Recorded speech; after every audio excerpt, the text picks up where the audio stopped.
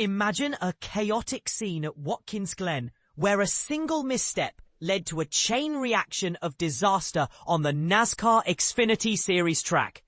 This isn't your typical racing collision. It's a perfect storm of high-speed mistakes, split-second decisions, and the unforgiving nature of NASCAR. But here's where it gets controversial.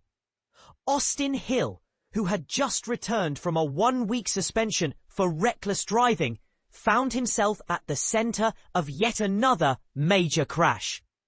On a day filled with intense competition, Hill and teammate Michael McDowell were vying for second place. As they navigated the challenging carousel exit, both drivers veered towards the edge of the pavement. In a desperate attempt to gain an advantage, Hill pushed too far to McDowell's left, with the guardrail looming ominously close. Their cars collided, sending McDowell into the left guardrail. 11 Kaulig Racing Chevrolet, driven by McDowell, spun wildly across the track, hitting the opposite guardrail and even lifting off the ground briefly. The wreckage was immense, blocking the entire track and involving over a dozen drivers.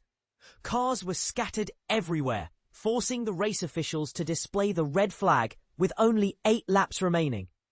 The cleanup was extensive.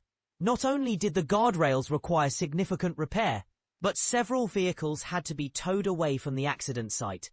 The race was halted for more than 45 minutes, during which time multiple drivers were forced to retire from the competition, including McDowell, William Sawalich, Josh Bilicki, Ryan Sieg, Kyle Sieg, and Ryan Ellis. During a break in the action, the CW caught up with Hill in his car to discuss the incident.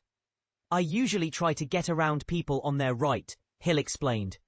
"But this time, I ended up on his left. I thought it might work, but clearly it didn't.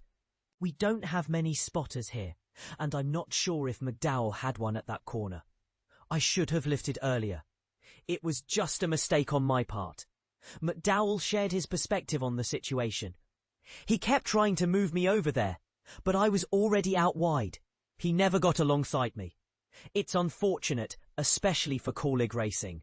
This incident raises important questions about the role of spotters in NASCAR and whether drivers should rely more heavily on their own judgment in high-pressure situations. What do you think? Was Hill justified in his aggressive move, or should he have been more cautious? Share your thoughts in the comments below.